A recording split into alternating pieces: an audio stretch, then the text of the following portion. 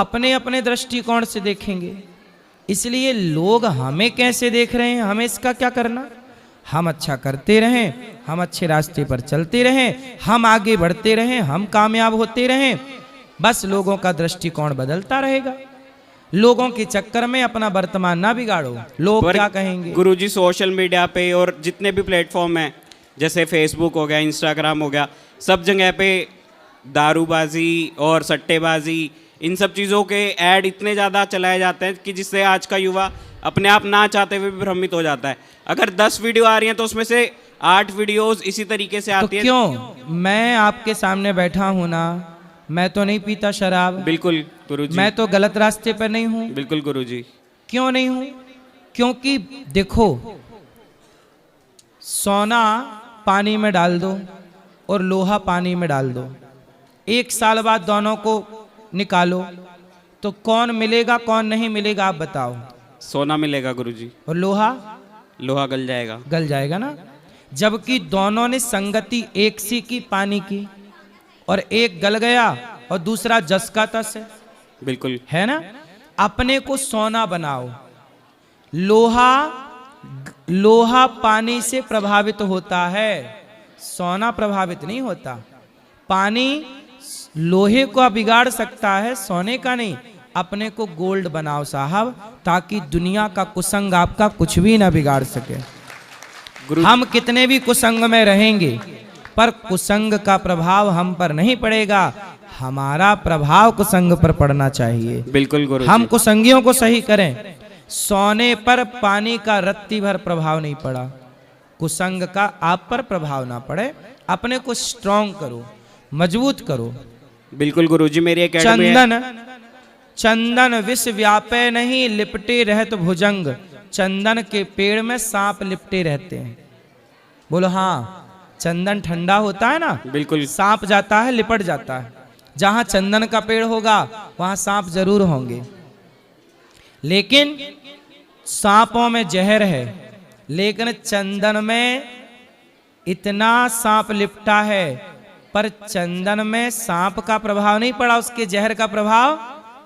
हाँ, कुसंग लिपटा है चंदन से, लेकिन चंदन पर उस कुसंग का, उस जहर का प्रभाव नहीं पड़ता। आपसे कुसंगी लिपट भी जाए तो कुसंगी का प्रभाव आप पर नहीं पड़ना चाहिए।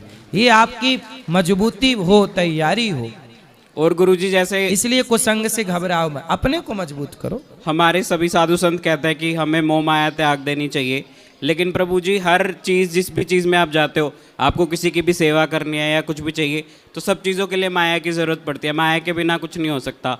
मतलब पैसा हर चीज़ में लगता है। देखो, अगर हम किसी को भी भोजन करवाना चाहते हैं, या किसी को, परिवार को, किसी को घर दिलवाना चाहते हैं, किसी की भी सेवा करना चाहते हैं, तो हर चीज़ के लिए माया चाहिए होती है। पर लेकिन हम दूसरी तरफ ये बोलते हैं कि हमें मोह माया को त्याग देना चाहिए। बिल्कुल। आप लोगों ने माया का सही अर्थ समझा ही नहीं।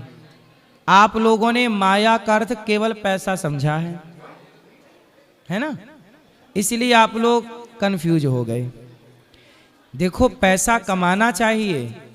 और देखो, गौरी गोपाल में 30,000 लोग भोजन करते हैं, तो भोजन 30,000 लोगों को रोज पर डे मिल रहा है, तो पैसा तो चाहिए ना साहब। दाल रोटी तो पैसे में आती है, बिल्कुल। नमक भी पैसा में आता है। तो हम तो खुद कमाते हैं पैसा, और कमा कमा के सेवा कर रहे हैं। अब ये बताओ, माया, संत लोग कहते हैं माया से बचो। माया से बचो मतलब आप लोगों ने गलती की। हमारे देश के तमाम लोगों ने गलती क्या कर ली, संतों ने कहा कि माया से बचो, तो आप लोगों ने समझ लिया कि माया मतलब पैसा। संतों की भाषा में, शास्त्रों की भाषा में, पैसे को माया, केवल पैसे को माया नहीं कहा जाता। आपका बेटा है? नहीं प्रभु जी, अभी शादी नहीं हुई मेरी। सुनो, बेटा भी माया है, पत्नी भी माया है, पति भी माया है।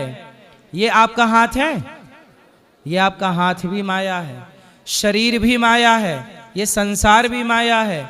इस सृष्टि में जो दिख रहा है सब कुछ माया है। संत लोग कहते हैं माया छोड़ो। माया छोड़ो का मतलब ये नहीं कि पैसा कमाना छोड़ो। माया का मतलब ये है कि जैसे कीचड़ में कमल रहता है, पर कीचड़ और पानी की एक बूंद कमल अपने में रहने नहीं देता, गिरा देता है। ऐसे जगत में रहो, पर जगत को अपना नहीं, जगन्नाथ को अपना मानते रहो। राधे राधे भगवान के बन के रहो, माया से बचो, मतलब संसार के लोगों से बचो। आप किसी लड़की के चक्कर में हो? नहीं हो। जो लड़के लोग लड़कियों के चक्कर में हैं, वो भी तो माया में फंस गए, वो लड़की भी तो माया है। बिल्कुल गुरुजी, उसकी सेटिंग माया है कि नहीं? बिल्कुल। बोलो हाँ। हाँ प्रभु जी, लेकिन बिल्कुल। आप लोगों ने संतों की बात पूरी समझी नहीं।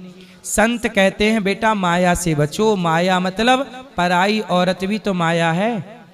रावण माया में उलझ गया पराई औरत के चक्कर में।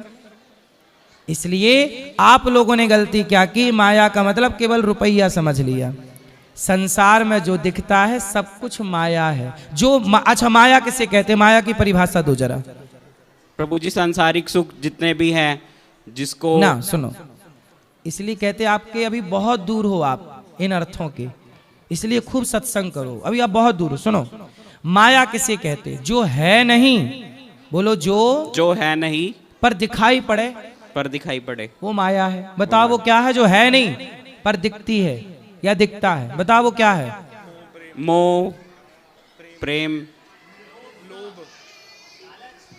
अभी सुनो, जो है नहीं पर दिखता। जैसे आप सड़क पे जाते हो ना, गाड़ी चलाते हो गर्मियों में, तो सड़क में आगे ऐसा लगता है जैसे पानी भरा हो, जी गुरु लगता है, जी। पर पानी होता नहीं होता है, नहीं है नहीं पर दिखता है। यही माया है, जो है नहीं। जैसे बेटा, कोई कहता है ये मेरा बेटा है, पूछो कि तेरा बेटा है? उसका बेटा है नहीं, है भगवान का। आपकी आंख, कान, हाथ, पांव, नाक किसने लगाई? सब भगवान ने लगाई। फिर लेकिन माँ बाप क्या दावा ठोकते हैं, मेरा बेटा है। अरे भाई वो भगवान का, मेरा है नहीं पर मेरा सा लगता है, यही तो माया है। इस बात को ना जान के संत लोग समझाते हैं भाई माया से दूर। तो लोग माया का अर्थ केवल रुपया समझते हैं, इससे ज्यादा उनकी अक्ल ही नहीं है। इसलिए संतों की बात समझने के लिए लंबा सत्संग चाहिए। खूब सत्संग करो, बहुत समय, तब कुछ समझ में आएगा। ऐसे थोड़ी के एक लाइन सुन के समझ जाओगे। जी प्रभु जी, एक बार मेरी माता जी एक प्रश्न पूछना चाहती। राधे राधे गुरुजी। जी गुरुजी, मैं ये पूछना चाहती हूँ कि जैसे समा के चावल जो होते हैं, तो वो हम जैसे शिवरात्रि का व्रत करते हैं, नवरात्रि के व्रत करते हैं, तो उसमें तो हम खा लेते हैं। लेकिन एकादशी के व्रत में ये कहा जाता है कि समा के चावल नहीं खा सकते। तो वो चावल होते हैं, मतलब उन्हें क्यों नहीं खाया जा सकता? चावल ना खाओ ना, नहीं। एकादशी में भी बात खाने की ही करनी है मैया को। समा मतलब सामक ये जो होते हैं, फल समा खा के लो चावल- ना, सेब खा लो, केला खा लो, और नाना प्रकार के फल हैं, बादाम, किशमिश, छुआरा, काहे नहीं खा रही हो? मेरी माँ, तुम नहीं। काहे समा के पीछे पड़ गई? वो ये प्रश्न था ना कि वो चावल चावल है या मतलब है, चावल तो चावल है। अच्छा, हाँ। तो यही मेरा प्रश्न था। राधे राधे। राधे राधे गुरुजी। मैं राहुल दुबे मुंबई से आया हूँ, और मेरा ये प्रश्न है कि मनुष्य के जीवन में उसका उपदेश क्या है? मतलब जो जीवन मिला है हमें, इस जीवन का उपदेश क्या है?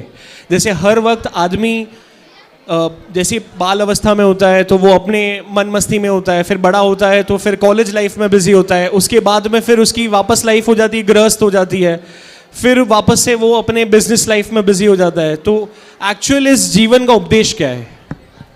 इस जीवन का उद्देश्य है आप समझदार होना, पढ़ लेते हो ना, कपड़े पहन लेते हो ना, पर आपके ही अपने इस देश में ऐसे लोग हैं जो लंगड़े हैं, बहरे हैं, अंधे हैं। तो भगवान कहते हैं कि जब बच्चा कपड़ा नहीं पहन पाता ना तो उसकी माँ पहनाती है। जब आप कपड़ा नहीं पहन पाते ना तो आपकी माँ आपको राजा बाबू बना के रखती थी। आपके पास पैसे नहीं थे तो बाप आपका कमा कमा के आपको पढ़ाता लिखाता। तो जब आपके पास नहीं था तो आपकी हेल्प आपके माँ बाप ने की।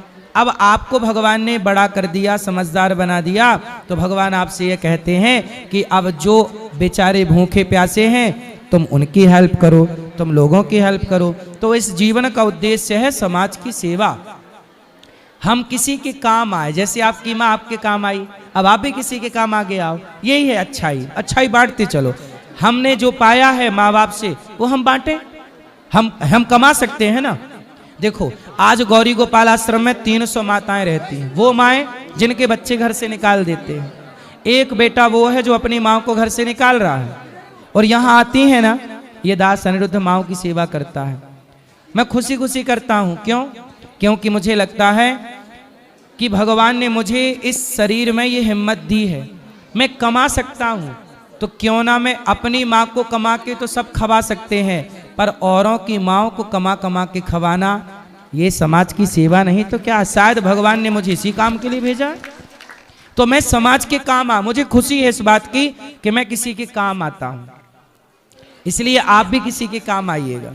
जरूर महाराज। और ये एक प्रश्न है कि जैसे कि मेरे पिताजी की आकस्मिक मतलब एक्सीडेंटल एक मृत्यु हुई थी 2011 में, उसके बाद में हमने पिशाच मोचन घाट पे और बाकी सभी स्थान पर उनके पिंडदान किए थे। तो अब आखिरी में मतलब वो प्रभु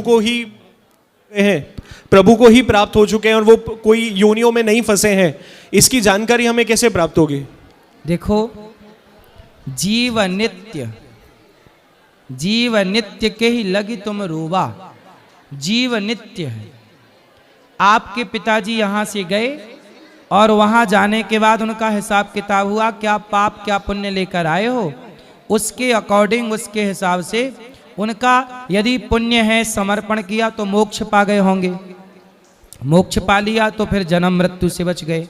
यदि उनका कोई कर्म बाकी था, कर्म करके गए हैं, पाप पुण्य का गठरा बांध के गए हैं, तो उन्हें भोगने के लिए फिर आना पड़ेगा कहीं ना कहीं, और वो व्यक्ति अपना इसलिए कहते हैं मोक्ष पाओ, आत्मसमर्पण कर दो, बिना समर्पण के सदगति नहीं होती। पिंडदान से क्या होता है कि वह उस योनि से मुक्त हो जाएंगे। यदि वहाँ कष्ट है तो किसी जैसे कोई गधा बना, कोई कुत्ता बना, कोई बिल्ली बना, कोई इंसान बना, कोई कुछ बना, और वहाँ कष्ट पा रहा तो वहाँ से उसको मुक्ति मिल जाएगी। लेकिन मोक्ष के लिए साधन धाम मोक्ष कर द्वारा ये मानव का शरीर मिला है, आप खुद अपना मोक्ष करके मरिएगा। बिल्कुल महाराज। आप स्वयं अपना कल्याण करके चलिएगा। सबके लिए बोल रहा हूँ कि किसी बेटे के भरोसे ना बैठिए कि बेटा पिंडदान करे तो मेरा मोक्ष हो। मैं अपने मोक्ष का सारा साधन खुद करूं, आत्मसमर्पण करके मरूं ईश्वर। बाकी जो आप कर रहे हैं अपने पिता के लिए, उससे उनके कर्मों के हिसाब से जो उन्हें मिलना है वो मिल रहा होगा। आप अच्छा करते रहिए, यदि आपका कल्याण हो गया तो आपके पुण्य से उनकी सदगति हो जाएगी। और महाराज आप भागवतम करते हैं? हाँ, भागवत करते हैं। मेरी माता जी आपको ढेरों सुबह से लेकर शाम तक आपके सभी बातों को, सभी प्रवचनों को सुनती हैं, और उनकी जीवन की सबसे तीव्र इच्छा है कि उनका भागवतम हो तो उसमें आप रहें, और उनकी बहुत ही तीव्र आप मैया को ले आना, यहीं उनको भागवत सुनवा देंगे। बिल्कुल। और साथ ही साथ उनकी बहुत ही तीव्र इच्छा है कि वो आपसे मिलें और आपके चरणों में दंडवत करें, और साथ ही साथ मैं भी आपके चरणों में दंडवत करता हूँ। आज बहुत ही अच्छा लगा आपसे मिलकर यहाँ पर। हमने कभी सोचा नहीं था, आज हम पूरे वृंदावन गए, हर जगह गए, और आज यहाँ पर आए, और हमें पता ही नहीं था कि आप होंगे या नहीं होंगे मन में, लेकिन एक भाव था। आपने यहाँ की सेवाएं देखी, माताओं का दर्शन किया? मैं सीधा नीचे आया हूँ और अब सीधा माताओं के पास ही जाने की इच्छा है। माताओं का दर्शन आप लोग करिएगा, अखंड रसोई का दर्शन करिएगा, और आप सब देखिएगा कि हम जो टीवी पे बता रहे हैं वो सही है कि गलत है। और आप भी यदि सेवा करने योग्य हैं तो आप भी इन सेवाओं से अपने आप को जोड़िएगा। और मैंने एक मंदिर है राजस्थान में, श्री जालवालानाथ मंदिर, जो महाराणा प्रताप के समय से है, और आज वहाँ पे जो पंडित जी, जो पुजारी जी हैं, उन्हें हमने अपना गुरुजी माना है। तो क्या हमें कोई गुरु दक्षिणा, कोई मतलब गुरु मंत्र उनसे लेना होगा, या फिर कि जैसे हमने उन्हें मान लिया है उसमें वो पूरा हो जाएगा? तो वो क्या करते हैं गुरुजी? वो वहाँ पे मंदिर में सेवा देते हैं, और जो भी दिक्कतें होती हैं, जो भी यात्रुओं को दिक्कतें होती हैं, उन सभी दिक्कतों का निवारण करते हैं। वहाँ पे सेवा होती है हर शनिवार को। और तो आप मंत्र लेना चाहें ले लीजिएगा। ठीक है महाराज, खुश रहिए। राधे राधे। बोलो बोलो। मैं आपका बहुत बहुत धन्यवाद देना चाहता हूँ। आपने सेवा दी, और दीपदान की सेवा दी आपने, और हज़ारों लोगों को दीपदान करने का मौका दिया आपने, हमें परमिशन देके। और मैं जहाँ तक मेरी नॉलेज है मैं यही कह सकता हूँ कि इंडिया में आपसे अच्छी सेवा बहुत कम लोग कर रहे हैं शायद। भगवान की सेवा, संतों की सेवा, भक्तों की सेवा, वृद्ध माताओं की सेवा, आप बहुत अच्छी सेवा कर रहे हैं। मैं आपसे बहुत बहुत मिलके बहुत खुश हुआ, बहुत आनंद आया, बहुत आनंद आया। खुश थैंक यू। रहिए, आप आते रहिएगा। चलो अब जिनको मिलना है ऊपर चलो, सबको ऊपर मिलेंगे, बाकी प्रश्नोत्तरी अगली बार कल। आओ जिनको मिल